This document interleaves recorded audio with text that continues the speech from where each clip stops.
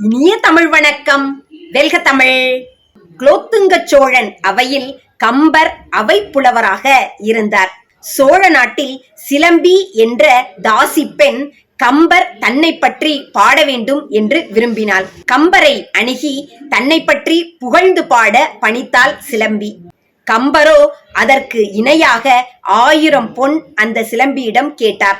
சிலம்பியோ தன்னிடம் 500 பொன்தான் உள்ளது என்று கூறினாள். கம்பரோ 4 அடி பாடலை பாடத் தொடங்கி 2 அடியோடு நிறுத்தி கொண்டார். இதை சிலம்பியின் இல்லத்தில் சுவற்றில் கரியால் எழுதப்பட்டு இருந்தது. தண்ணீரும் காவிரியே, தார்வேந்தன் சோழனே, மண்ணாவதும் சோழ மண்டலமே, பெண்ணாவாள். சிறிது நாட்களுக்கு பிறகு சிலம்பியின் வீட்டிற்கு ஔவையார் விஜயம் செய்தார். வழிப்போக்கராக வந்த ஔவையார் சிலம்பியிடம் தாகமாக இருக்கிறது, மோர்தா என்று கேட்டார். ஔவையார் மோரை குடித்தபடியே அந்த சுவற்றில் எழுதப்பட்ட 2 அடிகளை கவனித்து இது யார் எழுதியது என்று கேட்டார். அதற்கு சிலம்பி கம்பர் இயற்றியது என்றும் 4 அடி பாடலை 500 பொன் கொடுத்ததால் 2 அடியோடு நிறுத்திவிட்டார் என்றும் கூறினாள். ஔவை மோரை குடித்த நிறைவோடு அந்த 2 அடியை தொடர்ந்து 2 அடிகள் பாடி அந்த 4 அடி பாடலை பாடி முடித்தார். தண்ணீரும் காவிரியே, தார்வேந்தன் சோழனே, மண்ணாவதும் சோழ மண்டலமே, பெண்ணாவால் அம்பர் சிலம்பி, அரவிந்த தாளணியும் செம்பொற் சிலம்பே சிலம்பு என்று கம்பர் பாடிய 2 அடிகளை தொடர்ந்து மீதமுள்ள 2 அடிகளை ஔவை பாடி முடித்து சென்றார். இதை கேள்விப்பட்ட கம்பரோ ஔவை மேல் மிகுந்த கோபமுற்றார். தக்க சமயம் வருவதற்காக காத்திருந்தார். அந்த நாளும் வந்தது. குலோத்துங்க சோழன் அவைக்கு ஔவை விஜயம் செய்தார். அவை புலவராக இருந்த கம்பர் சும்மா விடுவாரா ஔவையை?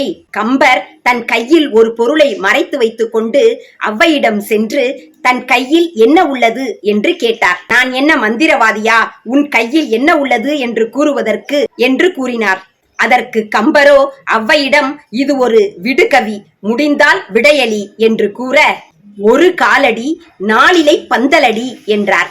1 காலடி 4 இலை பந்தலடி என்று விடுகவியோடு ஔவையை டீ போட்டு பேசினார் கம்பர். அதற்கு பதிலடியாக ஔவை சும்மா விடுவாரா என்ன? டீ போட்டு வேறு கம்பர் வம்பிழுத்து விட்டார். ஔவையார் தந்த 4 அடி பாடலில் அவருக்கு பதிலடியும் அந்த விடுகவிக்கு விடையும் இருந்தது. அந்த 4 அடி பாடல் என்ன தெரியுமா? 8 லட்சணமே, எமனேறும் பரியே, மட்டிற் பெரியம்மை வாகனமே, முட்டமேற் கூரையில்லா வீடே, குலராமன் தூதுவனே, ஆரையடா சொன்னாயடா என்று சரியான பதிலடி கொடுத்தார். இதற்கான விளக்கம் என்ன தெரியுமா? 8 லட்சணமே. 8 என்ற எண்ணிற்கு தமிழ் எண்ணுரு அ, கால் என்பதற்கு வ, 8 அவ, 8 லட்சணமே, அவ லட்சணமே. எமனேறும் பரியே, யமன் எதை வாகனமாக கொண்டவர்? எருமை மாடு, அதாவது எருமை மாடே. 8 லட்சணமே, அதாவது அவ லட்சணமே, எருமை மாடே. மட்டிற் பெரியம்மை வாகனமே, எல்லோருக்கும் பெரிய அம்மை யார்? ஸ்ரீதேவி. ஸ்ரீதேவியின் வாகனம் கழுதை. மட்டிற் பெரியம்மை வாகனமே, கழுதையே. முட்டமேல் கூரையில்லா வீடே, கூரை இல்லாத வீடு, அதாவது கூரை இல்லாமல் இருப்பது குட்டிச்சுவர், அதாவது குட்டிச்சுவரே. அவலட்சணமே, எருமை மாடே, கழுதையே, குட்டிச்சுவரே. குலராமன் தூதுவனே, குலராமன் அதாவது ராமனின் தூதுவன் யாரு? அனுமன். குலராமன் தூதுவனே அதாவது குரங்கே. ஆரையடா சொன்னாயடா, 1 காலடி 4 இலை பந்தலடி என்று டீ போட்டு பேசிய கம்பருக்கு பதிலடியாக ஆரையடா சொன்னாயடா, யாரடா சொன்ன அப்படின்னு ஒரு அர்த்தம்.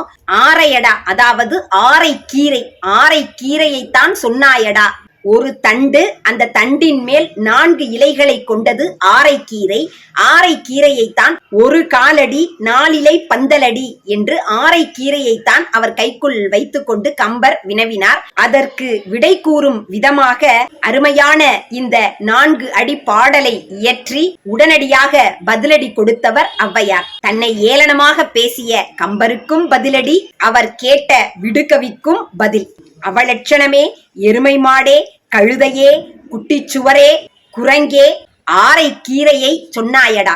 8 லட்சணமே, எமனேறும் பரியே, மட்டிற் பெரியம்மை வாகனமே, முட்டமேற் கூரையில்லா வீடே, குலராமன் தூதுவனே, ஆரையடா சொன்னாயடா எப்படியெல்லாம் நமது சங்க புலவர்கள் தமிழோடு விளையாடியுள்ளார் பாருங்கள். வம்பிழுத்த தமிழ்வாயை தமிழாலே வாய்மூடச் செய்த கவிஞர்களின் சிறப்பே சிறப்பு. நன்றி, வணக்கம்.